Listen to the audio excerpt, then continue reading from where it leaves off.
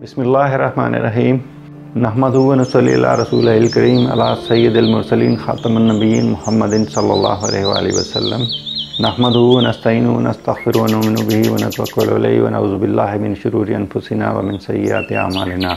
मैं अबू अब्दुल्लाह वसीम अरशद आपसे मुखातिब हूँ और आप देख रहे हैं मेरा चैनल फ़हम व अमल। आज इस पे मैं थोड़ी सी गुफ्तगू करूँगा रक़्स व मौसीकी आई कहाँ से है। मैं इस चीज़ पे थोड़ी सी मैं गुफ्तगू करूँगा, यानी रक़्स और मौसीकी, म्यूज़िकल इंस्ट्रूमेंट्स और ये नाच गाना जो है ये आया कहाँ से है, इंसानों के अंदर आया कहाँ से है। तो ये तो अल्लाह सुब्हानहू व तआला ने रसूलुल्लाह सल्लल्लाहु अलैहि वसल्लम के ज़रिए से हमें बतला दिया कि ये जो मौसीकी है, जो ये शैतानी आलात हैं। मसलन रसूलुल्लाह सल्लल्लाहु अलैहि वसल्लम ने घंटी से मुतल्लिक़ फ़रमाया, एक हदीस में आता है कि घंटी शैतान का बाजा है, यानी घंटी से भी मना फरमाया। इसी तरह एक वाक़या में रसूलुल्लाह सल्लल्लाहु अलैहि वसल्लम सैयदना उक़बा बिन नाफ़े के साथ जा रहे थे और ढोल की आवाज़ आई तो आप सल्लल्लाहु अलैहि वसल्लम ने अपनी कानों में उंगलियां दे लीं। उक़बा बिन नाफ़े रज़ी अल्लाह तआला अन्हु से पूछा कि ढोल की आवाज़ आ रही है? उन्होंने कहा जी या रसूलल्लाह। तो आपने कानों से उंगलियां नहीं निकाली। इसी तरह दूसरी मरतबा पूछा, तीसरी मरतबा पूछा, जब उन्होंने कहा कि जी अब ढोल की आवाज़ नहीं आ रही तो आपने कानों से उंगलियां निकाल ली। तो इससे ये भी मुमानत साबित हो गई कि ये ढोल और ये मना है। इसी तरह घंटी से मुतल्लिक़ जैसे मैंने कहा कि घंटी शैतान का बाजा है, तो रसूलुल्लाह सल्लल्लाहु अलैहि वसल्लम ने फरमाया उस काफ़िला के साथ रहमत के फ़रिश्ते नहीं चलते जिसमें कि कुत्ता या कोई घंटी हो, जैसे ये गले में डालती हो, टन टन करती जा रही और काफ़िला चल रहा है, तो उसके साथ रहमत के फ़रिश्ते नहीं चलते। ये तो चले, मैंने उसकी दलील दे दी कि हमारे इस्लाम में मौसीकी और इस चीज़ की गुंजाइश नहीं है। बाकी बहुत सारी एक दीगर हदीस हैं, लेकिन मैं अमूमी गुफ्तगू से आपसे मुखातिब हूँगा। ये मैंने बतौर हवाला चंद एक वैसे मिसाल दी थी। सवाल ये है कि मौसीकी, म्यूज़िकल इंस्ट्रूमेंट इंसानों में आए कहाँ से? सवाल ये है। अल्लाह सुब्हानहू तआला ने हज़रत इंसान को इस ज़मीन पर भेजा, तो इस रूए ज़मीन पर उसने अपनी बहुत सी निशानियों में से ये चरिंद परिंद और बहुत सारी चीज़ें ऐसी वो भी भेजी हैं, यहाँ पर पैदा की हैं। कायनात ने, इस ज़मीन का अल्लाह सुब्हानहू तआला ने एक हुस्न दिया है और उस हुस्न का हिस्सा है ये परिंदे वगैरह। तो जैसे इंसानों में एक दूसरे की आवाज़ में तमीज़ होती है कि वो पहचाना जाता है, या हमारी जो मुख्तलिफ़ बोली जाने वाली ज़ुबानें हैं, तो इसी तरह अल्लाह सुब्हानहू व तआला ने इन परिंदों को, इन हैवानों को भी मुख्तलिफ़ आवाज़ों से नवाजा है। अब हम जैसे मिसाल देते हैं, किसी शायर को कोयल की आवाज़ पसंद आ गई, हालांकि वो करती क्या है कू कू, लेकिन उसे पसंद आ गई तो उसने उसे अपनी शायरी में इस्तेमाल किया। जी कोयल सुरीली होती है, वो एक हमने इख्तियार कर लिया। और परिंदे हम ऐसे देखते हैं बहुत सारे के जो कि मुख्तलिफ़ रंग बिरंगी आवाज़ें निकाल रहे होते हैं। अगर आप मौका मिले कभी तो बर्ड्स ऑफ पैराडाइज़ इस तरह करके आप उनकी कोई उन्वान के तहत अगर आप यूट्यूब चैनल पर ही कहीं आप तलाश करें तो आपको बहुत से ऐसे परिंदे मिलेंगे जो कि दुनिया में बड़ी एक मुनफरिद आवाज़ रखते हैं और ऐसी ऐसी आवाज़ें निकालते हैं कि जो कि बहुत हैरानकुन होती हैं। तो हज़रत इंसान ने जब इस ज़मीन पर आने के बाद इसको तस्खीर करना शुरू किया तो इधर उधर सारा गया, तो अपनी उस तन्हाई को, या जैसे कहेंगे बोरियत को दूर करने के लिए उसने मुख्तलिफ़ चीज़ों को अपनाया। तो अब उसने जब ये देखा कि ये परिंदा खूबसूरत आवाज़ निकालता है तो उसने उसकी नकल करने की कोशिश की और उसको तक पहुँचने के लिए उसने मुख्तलिफ़ चीज़ों को अपनाया। उसे मसलन वो बैठा था कहीं पर तो उसने बांसुरी बना ली, इसी तरह जो ढोल है वो बना लिया। हालांकि परिंदों की आवाज़ से मुमासलत नहीं है, लेकिन बहुत सारे ऐसे परिंदे हैं जो कि मैं कहीं पर आपको ज़रूर इंशाल्लाह ये मैं पेश तो करूँगा। तो उनकी आवाज़ें ऐसी हैं, वो उनकी मदद से इंसान इस तरफ माइल हुआ कि मैं उस चीज़ को अपनाऊँ। अब उस अपनाने की वजह क्या थी? अब यहाँ पर भी मेरी एक मंतक है, जो मेरी समझ, जो मेरा फ़हम है, मैं उसके मुताबिक गुफ्तगू करूँगा कि अल्लाह सुब्हानहू तआला ने इंसान के अंदर दो लालच रखे हैं। यानी ये इंसान ने खुद अपने अंदर रखे हैं। अल्लाह ने तो उसे सिफात दी थी कि तुमने इन्हें मारना है, इन्हें ख़त्म करके इस तरफ आना है। तो ये इंसान ने दर हकीकत में रखे हैं। उनमें एक लालच है मादी, यानी चीज़ों को इकट्ठा करना, मालो दौलत, पैसा, यानी वो पैसा, मालो दौलत, ज़मीन, जायदाद, ये सारा इकट्ठा करना। यानी कि जो वो चीज़ मादी जो इंसानी जिस्म से ताल्लुक़ नहीं रखती, उसके इर्द गिर्द जो हैं जिनसे वो दूसरों से ऊपर अपने आप को ज़ाहिर कर सके, वो मादियत में चली जाएंगी। तो एक तो उसके अंदर इस चीज़ का लालच है, और हम देख रहे हैं, मैं भी उसी दौड़ में लगा हूँ, दीगर भी बहुत सारे इसी दौड़ में लगे हुए हैं। हम जैसे मैंने पहले कहा था रेस के घोड़े, बस हम वो लगे हुए हैं। तो ये इंसान का एक तरह का लालच है। अब इस लालच को के पीछे जो दूसरा उसका लालच होता है, जब वो पहले ये पूरा कर लेता है तो फिर वो अपने दूसरे लालच की तरफ भागता है। वो है उसकी जिस्मानी ज़रूरत, जिनसियत, उसकी तरफ भागता है। ये उसका दूसरा लालच है। इख्तिताम क्या होता है कि जब वो देखता है कि ये मेरे पास आ गई, मैं दूसरे को कशिश कर सकता हूँ, तो वो फिर अपनी जिनसी उसकी तरफ हो जाता है। तो ये सारी गुफ्तगू का लुब-ए-लबाब जो मकसद था वो ये था कि वो ख़ूबसूरत आवाज़ों को इख्तियार करना, और इस तरह ये मौसीकी जो है इसका जो पस पर्दा है, इसके जो हक़ाइक़ जो मेरे नुक्ते नज़र में थे कि इंसान ने ये क्यों अपनाया, उसका मकसद था जिनसे मुखालिफ को अपनी तरफ कशिश करना। परिंदे आप देखते हैं मुख्तलिफ, जैसे मैंने कहा बर्ड्स ऑफ पैराडाइज़ आप देखेंगे डॉक्यूमेंट्रीज़, तो उसमें आप देखेंगे कोई भी परिंदा है वो अपने आप को एक खूबसूरत, अल्लाह ताला ने जैसे उसे बनाया, वो अपनी खूबसूरती का इजहार करता है। वाज़ेह तरीन मिसाल हमारे पास मोर की है। हम कहते हैं जी मोर नाचता है। मोर, अब मोरनी के पास वो पर नहीं है, मोर को अल्लाह ने वो लंबी चौड़ी धुन दी हुई है जिसके ऊपर इतने खूबसूरत वो रंग बरंग उसको दिए हुए। मोर भी मुख्तलिफ़ रंगों में है, सफ़ेद है, हमारा जो है सतरंगा जो है मोर है, ये भी है, दीगर हैं। इसी तरह सुरखाब है। तुम्हें कौन से सुरखाब के पर लगे हुए? क्योंकि उसके पर मुख्तलिफ़ रंगों में होते हैं और बड़े खूबसूरत नज़र आते हैं। तो ये उसकी तरफ कशिश है एक। तो मोर जो नाचता है वो दर हकीकत अपनी खूबसूरती को उसको दिखाकर अपने जिनसे मुखालिफ को अपनी तरफ कशिश करता है। इसी तरह दीगर परिंदे जिनकी मिसाल है कि जैसे मैंने कहा आप उस डॉक्यूमेंट्रीज़ में देखेंगे, दीगर परिंदे किसी के यहाँ पर वो बाल से उन्हें फैला कर वो करता है, तो किसी के यदि गर्दन के ऊपर कुछ बना हुआ है किसी के यहाँ पर, तो जैसे जिनसे मुखालिफ को उसने कशिश करना है तो अपनी उन खूबसूरतियों को वो दिखाता है। तो हज़रत इंसान ने जब ये देखा कि इस तरह जिनसे मुखालिफ को कशिश करने के लिए इस तरह खूबसूरती और इन चीज़ों को अपनाया जाता है और दूसरों से इनफरादियत हासिल की जा सकती है, तो उसने भी इन चीज़ों को आहिस्ता आहिस्ता अपनाना शुरू कर दिया। एक तो अपना जो लिबास था वो तो उसने पहना।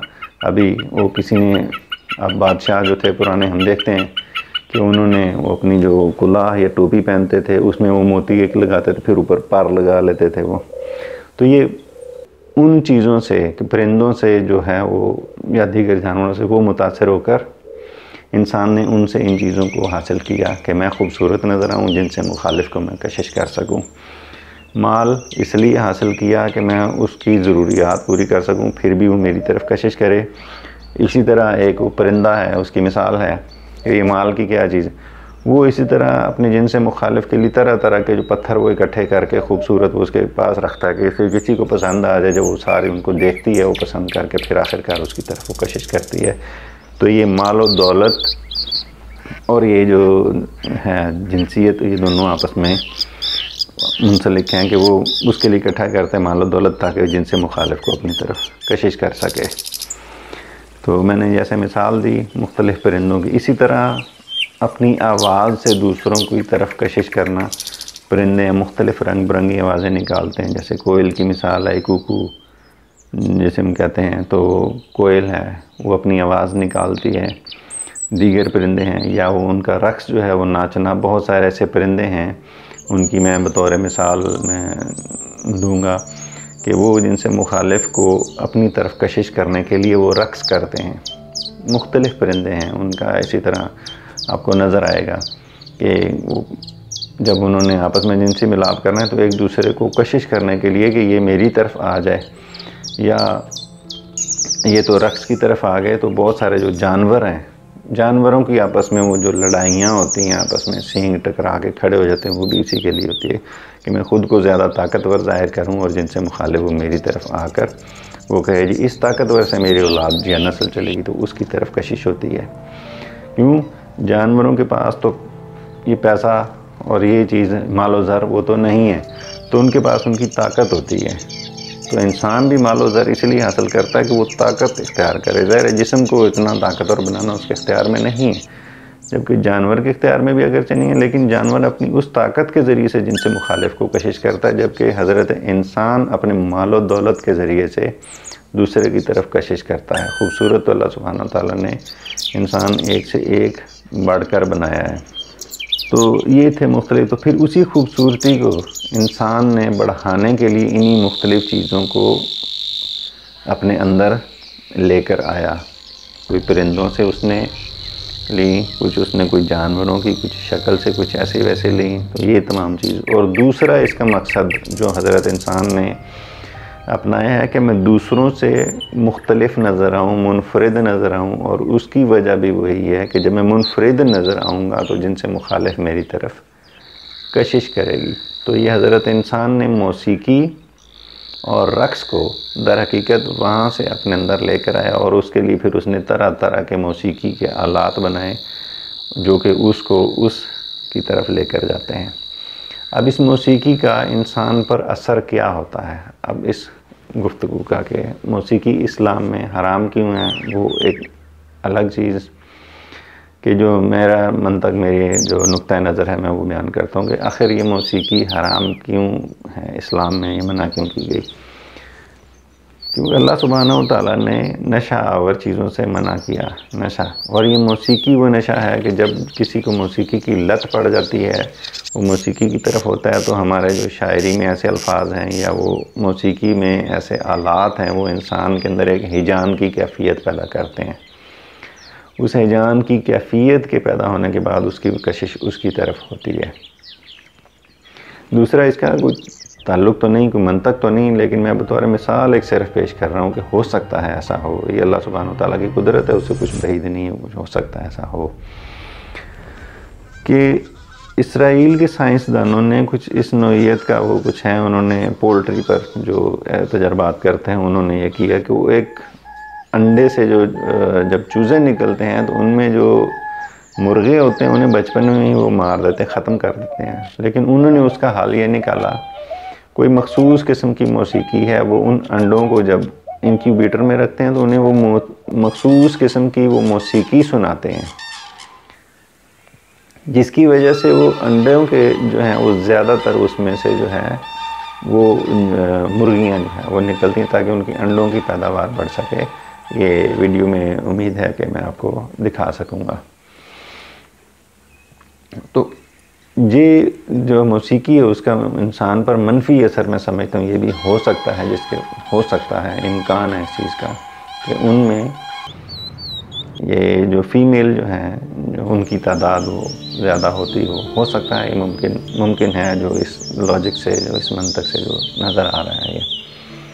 लेकिन इसका असल में मौसीकी को इंसान ने अपने अंदर जो लाया था, जो उसने राइज किया था, वो मकसद यही था कि इंसान अपने अंदर जो मौसीकी को लेकर आया, मौसीकी की तरफ उसकी कशिश हुई, उसकी बुनियादी वजह यही थी कि जिनसे मुखालिफ को अपनी तरफ कशिश कर सके।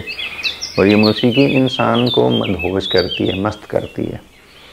और कहा हमारे यहाँ जिसको राइज करने के लिए बहुत सारे फ़िक्रे खड़े हुए हैं कि जी मौसीकी रूह की ग़िज़ा है।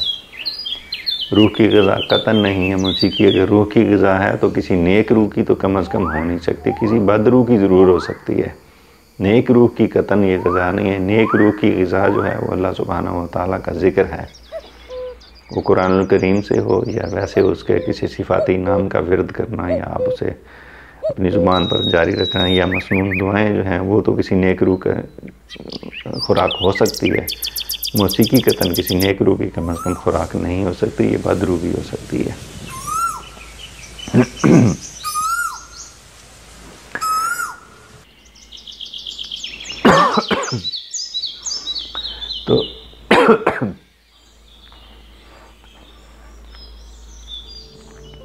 तो जैसा कि मैंने कहा, इंसान अपने अंदर जो है रक्स, उसको उन परिंदों से उसने देखा कि ये खूबसूरत रक्स करते हैं, उनकी जो हरकत व सकनात को उसने अच्छी तरह से उनका जायज़ा लिया और फिर उन्हीं हरकत व सकनात को अपनाया।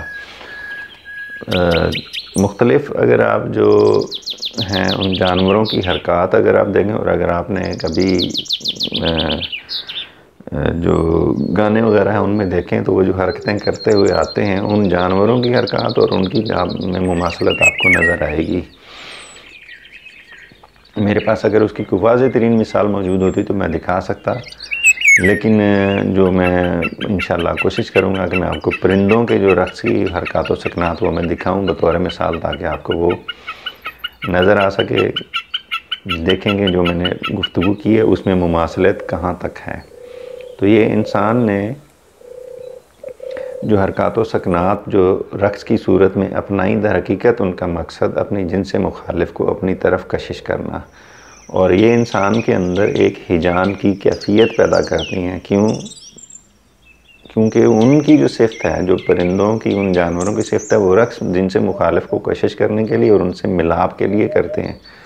बैन ही हज़रत इंसान भी अपनी उस कशिश के लिए, अपने जिनसे मुखालिफ को कशिश करने के लिए वो हरकत व सकनात करता है, और उसका अंजाम भी मखमूर होकर बहरहाल वही निकलता है जो कि गुनाह की तरफ भी जाता है। तो ये उससे जो है इंसान ने मुतासर होकर अपने अंदर ली, मकसद सिर्फ वही था, जिनसियत की तरफ जाना। तो इनकी मिसालें, ये मैं सिर्फ एक मंतक नहीं बयान की, बल्कि इसकी मिसालें जो मैंने बयान की हैं उनमें कोई भी तस्दीक कर सकता है। ये सिर्फ एक बतौर मालूमात में मैं वीडियो जो है मैं या ये सब कुछ मैं दे रहा हूँ। तो मेरे अपनी यानी एक मंतक के मुताबिक जो मैंने बात आप तक पहुँचानी थी वो यही थी कि इंसान ने रक्स और मौसीकी अपने अंदर ली कहाँ से है, दरामद कहाँ से की गई है इसने। तो ये परिंदों और जानवरों जो रब कायनात ने बनाए हैं उनसे लेकर अपने अंदर इसने शामिल की, और इसका मकसद अपने जिनसे मुखालिफ को अपनी तरफ कशिश करना। ये मेरी तमाम तर बात का लुबे-लुबाब ये है। इसी तरह मैंने मालो ज़र का कहा कि इंसान के अंदर दो ख्वाहिशात हैं, एक मादी और दूसरी जिनसी। मादी मालो ज़र इकट्ठा करना और उससे फिर अपने आप को दूसरों से मुनफरिद साबित करना, और फिर उसका मकसद भी जिनसे मुखालिफ को कशिश करना। इसी तरह अपने अंदर खूबसूरती के लिए या दूसरे को कशिश करने के लिए जो चीज़ें अपनाई, कुछ जानवरों से, कुछ परिंदों से लेकर हरकत व सकनात, आवाज़ें लेकर ख़ुद को उससे मुनफरिद साबित किया, अपने ख़ुद को उसी तरीके से जैसे उन्होंने मदहोश किया, और वो फिर उसकी तरफ कशिश हुए। तो ये जो था मेरी जो तमाम तर बात का ये लुबे-लुबाब था, उसका इख्तिसार था। तो इन तमाम बातों के साथ मैं आप तमाम अहबाब से इजाज़त चाहूँगा, इस दुआ के साथ कि अल्लाह सुब्हानहू व तआला तमाम तर उम्मत मुसलिमा को अपनी हिफ्ज़ व अमान में रखे और तमाम तर की मुश्किलात को दूर फरमाए। सुब्हानकल्लाहुम्मा व बिहम्दिका अशहदु अल्ला इलाहा इल्ला अंता अस्तग़फिरुका व अतूबु इलैक। वस्सलामु अलैकुम व रहमतुल्लाहि व बरकातुहू।